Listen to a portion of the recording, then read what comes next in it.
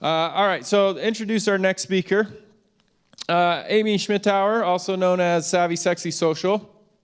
Amy Schmittauer is a video authority coach, public speaker, and a host of Savvy Sexy Social, a video series for people who want to create amazing brand platform through video and social media.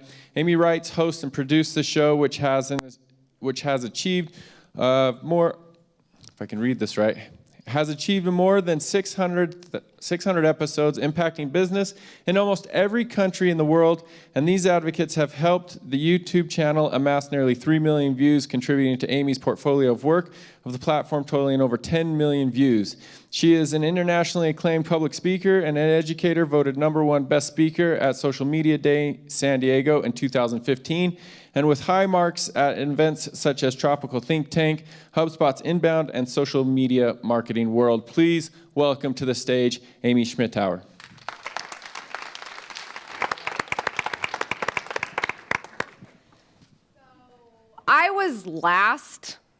I was the last bridesmaid chosen here, as you can see, last. I wasn't just chosen last. I was actually chosen last after someone else was chosen last. She got pregnant, she wasn't gonna fit into the dress, so they just said, "Hey, Amy, could you step in?" Sure, that sounds great. So I thought, I could be the last bridesmaid, but I kind of want to be like the favorite bridesmaid. Like, I want to be the favorite. I want to make the bride feel the most special of anybody in this extensive lineup of women. And so I put my head on the desk and I was like, how do you make someone feel more special than they already do on the most important day of their life? That's hard to achieve. Somehow I came up with the idea of a video. I'd never made a video before. I'd never even tried to get on camera before. Ask my mom, she can't find any pictures of my childhood. I throw them away every time I find out that they still exist. So a video it was. I decided I was gonna go back decades, it seemed, to go seek out our friends from high school. We'd only graduated 3 years prior. And see how they felt about Stephanie getting married. Could you please share your thoughts on this video and share how excited you are for her? I got a lot of these clips. Sometimes I would go to someone's childhood home. It was summer, they were home, and their family would be like, "We haven't seen you in forever." It was a great moment. And we would film and we'd reminisce, and then I'd go on my merry way. Sometimes it was the weekend. I would be at the bar and someone would be getting hammered, and I would say, "Oh, hey, can I record you on video? Wishing Stephanie very well for her wedding. Let's go into the handicap stall. I think it's better sound acoustics in there." So I got all these clips together, figured out how to make Windows Movie Maker work, and there it was. It was a video. And I burnt it on a DVD, and I took it to the reception where I asked for some airtime. And they were like, "Here comes the last bridesmaid asking for some airtime. What does that even mean?" "Okay, little lady." So they wheeled in a television on a cart with a DVD player, and the video played. And that was it. That was the moment that changed the rest of my life. I stood there and watched this fantastic video play, and of course the bride was emotional, even the groom, but so was everyone else in the room.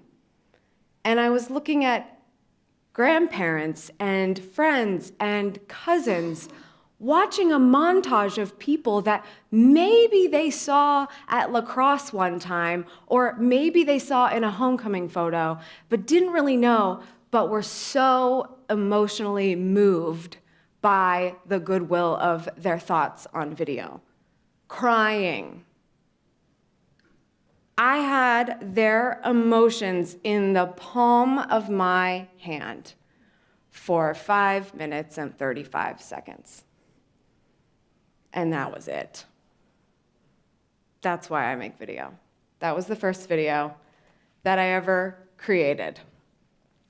So I don't make wedding videos, though. I feel like we should probably clarify that. I feel like that always kind of makes it weird. Like, oh, and she went on and she had a great career as a wedding videographer. No, that's absolutely not what happened. I was in the wedding, and then I started going back to the bar with my video camera and filming the wonderful times that we had together, me and my friends, just documenting my life. And I started uploading to this thing called YouTube, because it seemed easy to upload content there and share it with people via email or by writing out a very long and crazy link and sending it to my friends via carrier pigeon, because at the time I wasn't using a lot of social and Facebook was just starting to become important in all of our lives. That led to learning a lot about building community online. And I actually started to realize there were businesses that needed this help as well. And so in learning a lot about community building and social media marketing and video content, I started side hustling and helping local businesses, such as Edible Columbus as a magazine, content for days. You guys should have a killer Facebook page and maybe a little bit of video content. So that started then.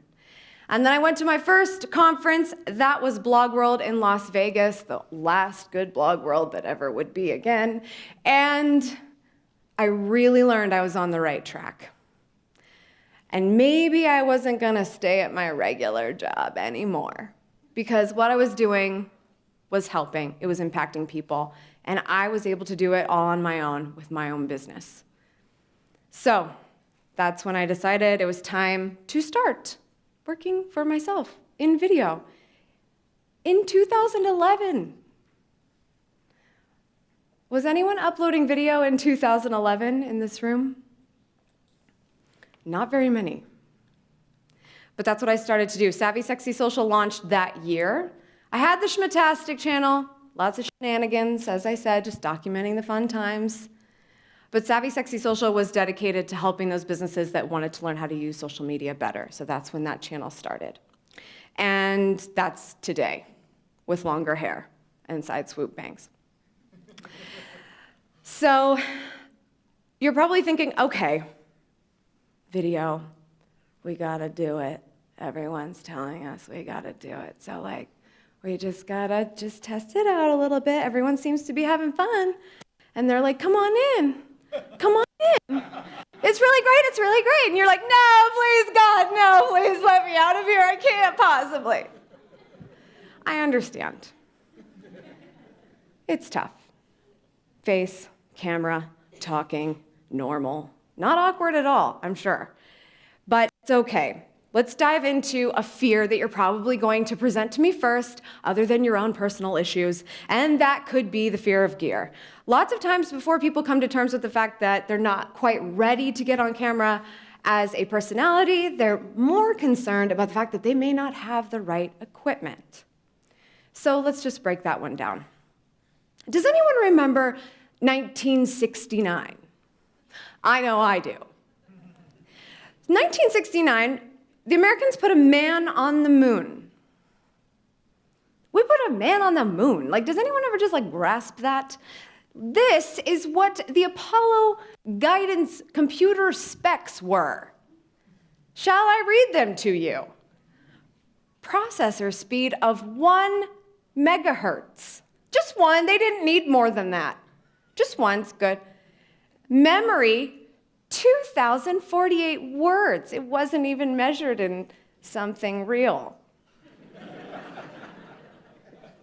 The display was save segment numeric. It weighed 70 pounds, and it cost $150,000 in 1969. It didn't have a camera on it. It was too busy putting a man on the moon. That is the technology that we had in order to be able to do that. So let's talk about the handheld IMAX that are in your pocket right now. Shall I read it to you? Really? I don't think so. I think we know that these things are powerful, and even more so when it comes to the camera. That thing is the best backup or starter camera that's ever happened ever. I was using a flip cam. Does anyone recall the flip cam? There's a reason why they were discontinued. If you're a vlogger, they're very disappointing because they didn't have wide angle. So when you're holding it this far away, it's like here up is all you're getting. It was the worst. These cameras are absolutely incredible, and you have the ability to start right now because of them. Everyone is using smartphone video. Everyone. When was the last time you watched your baby take its first steps, or the dog finally does a trick you've been trying to teach it for years or months? Maybe years is just me. And you think, oh, I really wish I had my DSLR right about now. That's what I wish I had right now to document this moment. You don't think that. You pull out your smartphone, you flip open the camera, and you start to record. If you can do it in normal life, it's okay in business. Smartphone video is relatable, and that is the name of the game here. Whether you're on camera or not, relatability, context, authenticity, that's all it is. We don't need the crazy smoke and mirrors. In regards to mobile video and why the context of it is even more acceptable than ever, 40 minutes on average is the amount of time that people are watching video on YouTube mobile. They click play on their phone and watch on average for 40 minutes. If they're watching for that long on their phone, you can use your phone to create that content. 100% of the hours spent watching YouTube year over year is increasing. 100%. That's incredible. And half of all the views are mobile. So I think we understand and realize that the smartphone, both for viewing and for creating, is acceptable and actually encouraged, not just by marketers, by your audience. If we're gonna talk about something separate to that, on Facebook, 90% of the daily active users are on mobile. When we're checking in, when all of these users are checking in, they're mostly on mobile. And on Snapchat, last I checked, and this could have gone up since then, I don't know, Instagram stories has certainly thrown a wrench in all this, but Snapchat's at 10 billion daily video views. Snapchat is the new vlog. They basically gave vlogging to the average user with Snapchat stories. Press a button, and then when it's done, that's your cut. That's all you get. That's incredible. The average user is creating video blogs that YouTubers were creating in 2008. They just need the phone, they can watch, they can create.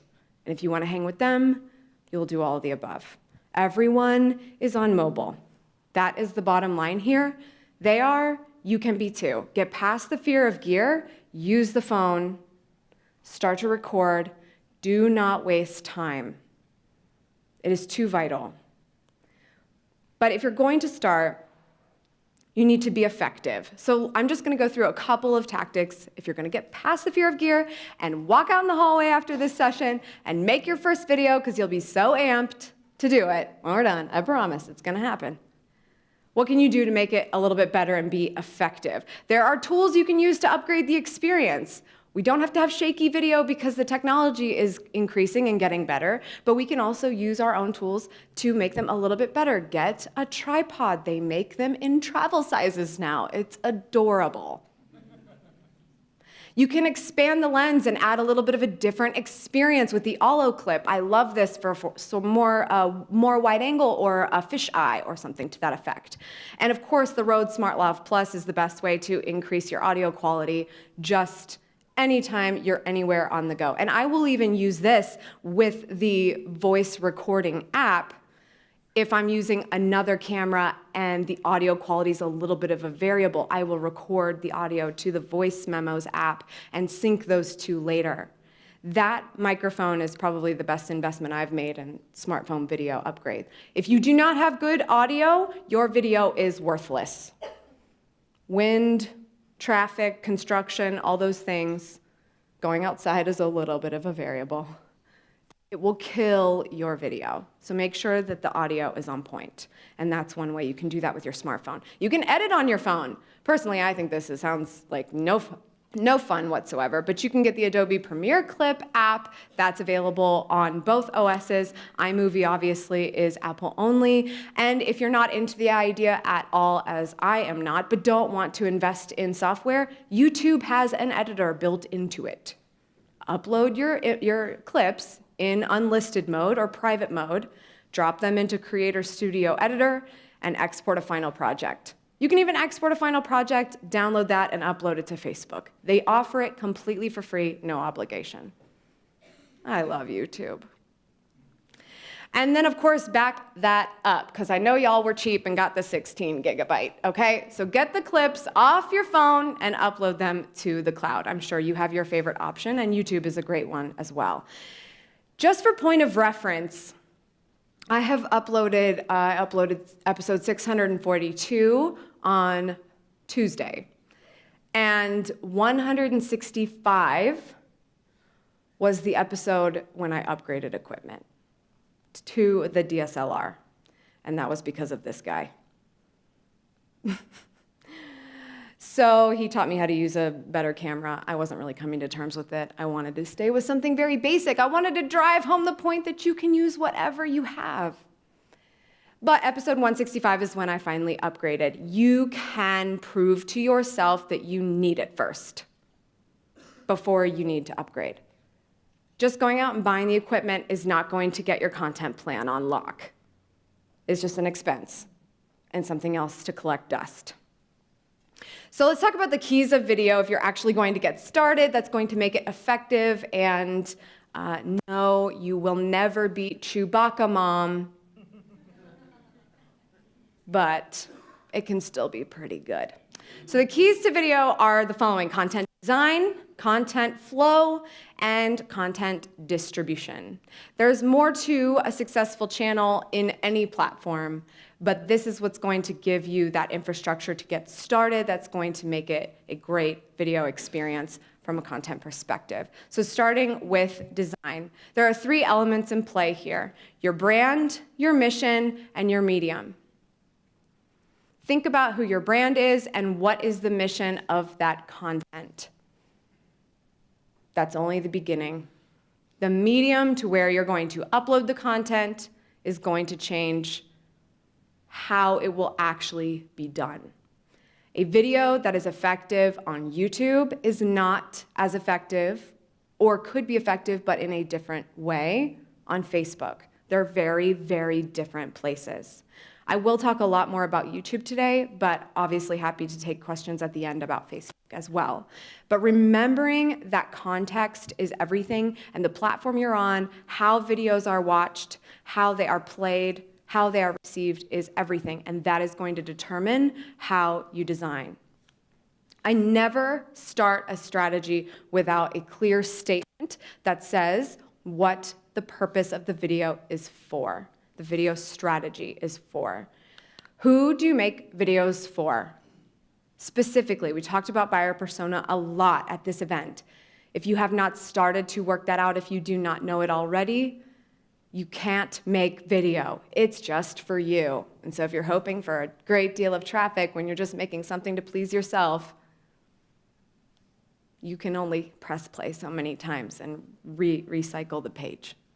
It's got to be for someone specific. I made a video for Stephanie. I affected everyone in that room.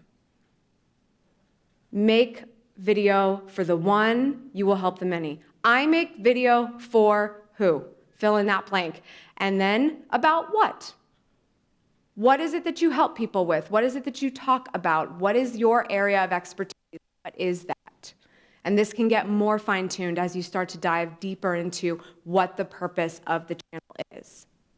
So that I can achieve what? This is the part where everybody gives up. They forget to include their why. If greater traffic or increased revenue is not specific enough, then it doesn't belong here. You have to remember Why? Because when it comes to episode 9 of your friendly new show with your expensive equipment and you're not really feeling the engagement, well, we could probably skip it today. Let's just skip it today. Who's gonna notice? You must invest in your archives. You must be a reliable media company. So remembering your why at moments like this is very important. Your strategy statement: I make video for fill in the blank, about fill in the blank, so that I can achieve blank. Make it selfish if you want. I want to be the most famous baker on YouTube. Great, write it down. If that is truly why you're doing this, look at that every day and get pumped, because no one's watching at first. It's just the truth.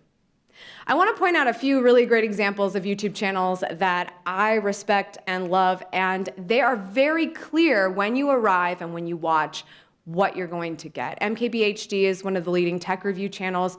This is a friend of mine, Marquez Brownlee, and when you come here, what do you get? Quality tech videos. Videos for the consumer that are quality reviews about the products available for you. That's what you know about MKBHD. The Vlogbrothers, probably better known by John Green, if you've ever read A Fault in Our Stars, or if you're like me, just watch movies. The Vlogbrothers actually have this vlog just to talk to each other. They go back and forth vlogging to each other and talk about really nerdy things. So at first they were vlogging for Hank and were vlogging for John, but now they vlog for Nerdfighteria because they have a massive following online about nerdy things, like understanding the primaries and Brazil's government falling apart. But they take such nerdy and interesting things and they make it interesting for their target demographic. That's what you know about them. Michelle Phan, probably the most famous beauty guru on the planet, and especially on YouTube. You come here, you get more confident and you feel more beautiful, and then that's what you know about interacting and engaging with Michelle. What do you want people to say about you when they're done watching your content? That's what you need to think about. And starting with, really, what are those people's problems? Pain points, questions. What are their daily rituals? What is going on in their life? How can you help them with these solutions and the remedies? The answers, the ideas. What can you do to come into their life and be a part of what's already going on? Because they don't care about you. They don't care about your business. They don't care why you're there. But if you can present something to them that makes it more interesting for what matters to them, suddenly they care. Suddenly you show up in their life via Google or Bing search. That's where the beginning truly is. Nobody that I listed prior became a success without considering this first. People don't know what they're buying when they buy a phone. Let me show them which one is the best. People don't know how to do makeup. Let me show them what's the best. People have no idea how the primaries work or why they should vote. Let me show them how. When they ask those questions to the internet and are requesting anyone to step up and give an answer to that. One of my favorite things to do to create content is use predictive search. I am not a super analytical nerd, although I like the analytics that I totally understand. But when I'm trying to come up with content, I just want to know what everybody else is thinking about. A really great way to find out that information is to check out predictive search for both Google and YouTube. Sometimes disturbing, always helpful. Predictive search for YouTube, just to give you An example, it's the drop down that appears as you start to type into search. I'm sure you all are very familiar with this. And here's an example on YouTube of typing simply the letters DIY. Now, DIY is actually not the most successful tutorial phrase to use on YouTube. How to is the better direction to go. But for the sake of example, I wanted to use it here because look at this variety of results. We have DIY room decor, DIY school supplies. Back to school is the jam right now on YouTube. Check your sub feed. DIY school supplies, DIY projects, DIY slime. Anybody got that one? Somebody's got to know how to make slime in this room. DIY phone case, DIY crafts. Lots of hands-on crafty things going on, but you get the idea, which is why that would be a great place to be. If that looks very much in your territory, DIY might be a better place for you than how to. However, this predictive search is telling you what the most searched terms are on YouTube. I didn't have to do anything fancy for that information. It's just there in search, waiting for you. So if you're wondering how you can get in front of a larger audience on YouTube where it's not looking as sexy these days as the numbers that they're cramming down your throat on Facebook, actually start to create something people are looking for. You don't have to look very far to find it. Okay, so let's talk about flow. This is very important because when you go make that video later, you're just going to hit record and something's going to happen, something really crazy. You're going to be like, what do I do now? I don't know what should I do? What should I say? It's very intimidating once the record button comes on. And you might just wing it, which always works out to be a great video. If you're Chewbacca mom. So the flow of your video is very important. And knowing that the first one is going to suck is even more important. Is anyone in here, by show of hands, someone that has never made a video before? Not once. A couple people. All right, good. We got some sucky videos coming. I'm very excited about this. Embrace it. It's going to be terrible. It's going to feel terrible. But having that strategy statement, having that why is critical. It's why you do it. It's why you get past it. It's why you upload it. It's why you click publish. Oh my God, the internet can see that. I hope nobody I actually know can see it. It's gonna suck. But until you edit yourself or look at yourself publicly on the internet in a video, it doesn't seem to get better until you do that and you learn from it. Believe it or not, it takes a long time to be a master. According to Malcolm Gladwell in the book Outliers, which is an incredible book I recommend, 10,000 hours actually it takes to achieve mastery in something. 10,000 hours. On a scale of 1 to 10,000, how are you feeling about video right about now? This is all about practice. The first video is going to suck, and the next one will not be that much better, but you have to get through all of them, and you have to practice, and you have to get it out there. But the good news is I have a flow for you so that you can at least have some infrastructure in place to guide you through the process, which will help you get better more quickly. This is my authority video formula. I recommend you take a picture of it. I'm going to talk through it as quickly as possible. And I will also say that I would almost call this a YouTube formula, but I still think it applies in other places. But let's get started. The first thing you need to realize is subject first. If you outsourced a really fancy 15-second commercial with your logo floating on a beach and a really fun theme song, and we're planning on putting that at the beginning of every video, it's automatically going to suck. Subject first means we want to connect with the subject of the video immediately at the 000 mark. It's probably a person, it might be a product, but it needs to be there immediately.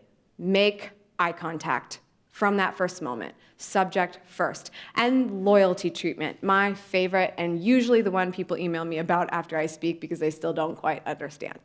Loyalty treatment means When somebody arrives and they click play, they are treated as though they have been there for years. How do you do that? Stop giving your elevator pitch at the beginning of every video. Hi, my name is Amy, and this is the Savvy Sexy Social channel. Welcome. You probably found that out because you probably saw the link down there and everything. And I make these videos 3 times a week. It's all about social media and makes you a little bit better. And so today we were thinking we might talk about Facebook, but man, I'm really thinking Snapchat today. So let's just get started on that. You probably know what we're talking about, though, because I wrote the headline after I filmed this. So that is what we're talking about. How many seconds just went by? That was painful. You lost them. However, if you just get straight into it, they may not know who you are yet. Maybe you haven't said your name. Maybe they don't even know what company it is. You've got a logo there. They don't know what it is yet. That's okay. Because when you dive straight into the content, you are helping them with whatever happened for them to land there in the first place, search query, social post, whatever, friend recommendation. And when they're done with this video, they are going to be dying to know what your name is and how they can learn more about you. So skip all that and just bring them in and get started, because you have 8 seconds, 8, before somebody on YouTube decides, am I gonna stay or am I gonna go? If they stay, you've probably got them for an average duration of 50% of the video, which is good. Hopefully the whole thing. But if you get a 50% retention, you're doing pretty good, specifically on YouTube. Facebook is a very different and sad story. But definitely get them past that 8-second mark. If you are not even close to talking about content by then, you're done for. Minimal branding, like I said, logo, commercial, that whole thing, forget about it. If you want to throw a title card up there just saying, here's who we are and here's what we're talking about today, great. 2 seconds or less. Get into it. And do not let that disturb somebody showing up at the beginning of the video.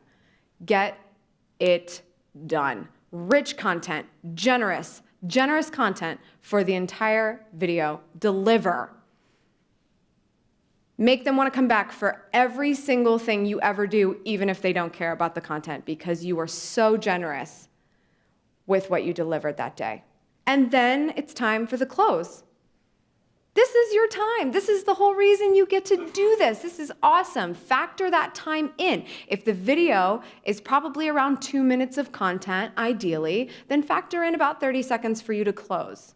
But if you're looking at a 5-minute, 6-minute video and you forgot to mention all the things you want people to do at the end, and that takes another 1.5 minutes, now you're looking on going a 10-minute video, and that timestamp's just not looking too sexy in search.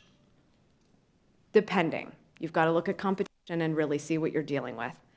But factor time for the close. Consider it as a bulk of time that is used. Don't just throw it in like it was an accident. Oh, don't forget to follow us on Twitter. I guess that's all we have time for. Bye. Factor time for the close. Structure it. Make it relevant. Make it a natural next step. Make sure you say it.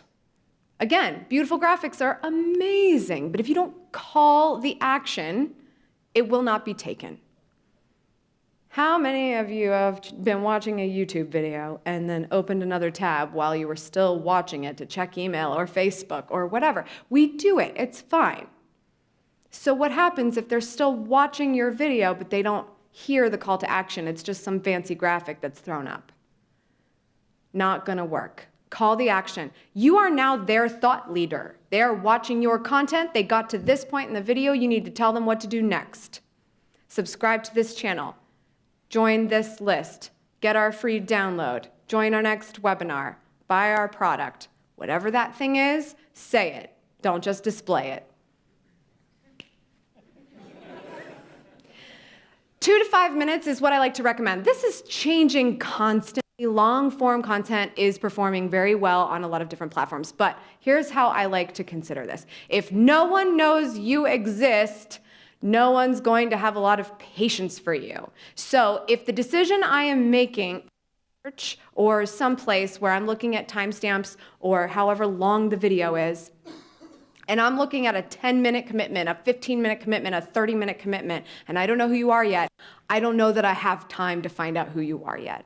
So that's why I say really keep it as pared down as possible. A lot of times a tutorial that is not very step-heavy, more just explaining, that goes longer than 5 minutes is probably one that should have been broken down even further and niched down even more. Give yourself the opportunity for more content rather than longer content. You can get more generous with how long videos are when it's more about facilitating the relationship with an existing audience rather than just being discovered. So keep that in mind, and 2 to 5 minutes on Facebook is impossible. So, I mean impossible, but not really impossible, but still. That's what I would say. A lot of people like to ask, how long should the video be? And you really need to keep it short so you can win people over with your generosity and the content and who you are and want to come back for the next one. Bite-sized content. So let's talk about distribution. There's obviously a lot of different things that we can do here. Social is the first. Do you love these symbols? Q, V, arrow, pound sign. Just having so much fun with fonts. Social obviously is a great place to go to share your video. However, remember the context of those social platforms. One example from a YouTube distribution perspective is I like my views to happen on YouTube for the most part. Does that mean I want to share it on Facebook sometimes? Sure. I would rather the views happen on YouTube, so when that's the case, I'm going to share a YouTube link on Facebook, which is like the worst idea ever because Facebook doesn't really like YouTube that much. Like they actually do secretly love YouTube, but they love their own native video more. So if I didn't upload that content to Facebook, it's not going to be as beloved. But if it's all about brand awareness and it's something that you think could do well on Facebook, you could upload it natively. I will tell you right now, if it's long and not visually pleasing, it's going to fail. They're going to give you fake organic reach numbers, and it's actually not going to convert anything. But remembering that, people don't really watch Facebook video. It just sort of happens randomly while I'm stalking my ex-boyfriend. So if it's showing up, maybe it should be really flashy, not required to have the sound on, and I could potentially point them in the direction of where I want them to go, like my YouTube link. So oftentimes I will upload a 15-second teaser when the beginning of the video or parts of the video are very flashy and change a lot and can attract more attention on the feed. On Twitter, I love sharing my content on Twitter, but let's include a really big image so it pops on the feed rather than just a couple of characters. Oddly enough, everyone's doing that now, so now your thumbnail design needs to really be on point because it's everywhere attracting attention. But that's a really good point. Remember where you're sharing and why people make a decision to look at a piece of content, click on something to leave their lovely social environment. What is happening when that is happening? Because simply just throwing the YouTube link everywhere and just hoping people are going to click on it without any extra work because you don't have time. I spend so much time on the video, I couldn't possibly have time to promote it. That's insane. I have to get started on the next one. I hear that more often than I care to admit. But that's usually YouTubers, not businesses. You guys are smart. You're gonna spend time promoting it. So remember the context of every social platform is very, very important. Collaboration is another great form of distribution. Whenever you can team up with another creator, no matter how they create, they could be another YouTube creator and you create on YouTube, or they could have their own following someplace else. Collaborate with them in some way, cross-promote, do something that enhances the experience for both audiences and get introduced to them. Have something to offer and make that collaboration happen. This is the reason people grow exponentially, organically on YouTube. Collaboration, period. Repurposing, using the opportunity to make a video and repurpose it. If anyone follows a marketing and business thought leader, Gary Vaynerchuk, he's great at repurposing basically his entire life except for his wife and children, because he will film everything he does in business. He'll make it a 30-minute episode, then he'll make it a 15-second clip on Facebook. Find different ways to repurpose the things that you're doing. It doesn't always have to be the same format. And then finally, search. I feel like I'm the baby in the room when it comes to talking about search, because we've had such incredible people speaking at this event about that. But this is big. YouTube is the #2 search engine on the planet, only to adopted mommy Google. They work really well together as a team. It's a family business. So if you want to rank in search, hang out where things are being ranked in search. And that's a really, really important way to grow. I want to quickly go through some tips in terms of metadata for being found in search in YouTube. This is so fun. I love search on YouTube. There's literally 3 things I have to worry about. That's all. Headline, description, and tags.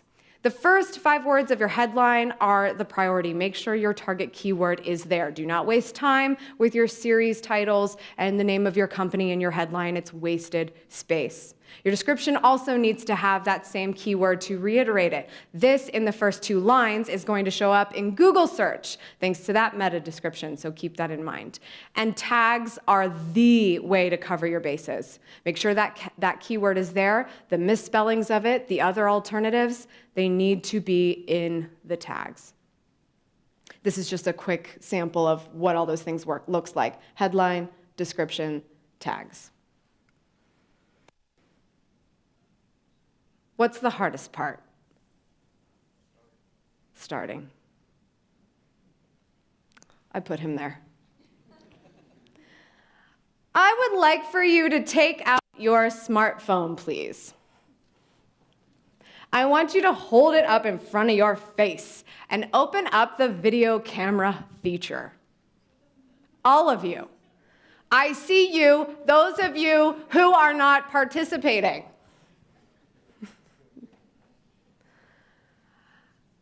Hit record. Look, hopefully you're looking at yourself, but I'll pose for those of you who are being funny and are pointing the camera at me right now. It should be pointed at yourself. You should be talking, hit record, and repeat after me. Hi there. Hi there. I am so glad you're here.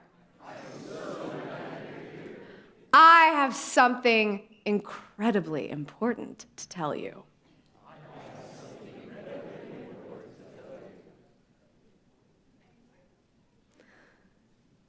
You just made your first crappy video. I'm so proud of you. Now upload it and share it with the world, and I mean that. And use the hashtag, because we're trying to get trending on Twitter.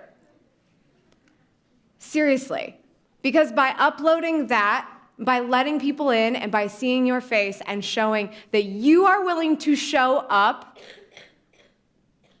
you just might be someone else's favorite bridesmaid, too. Thank you very much for your time. All right, thank you, Amy.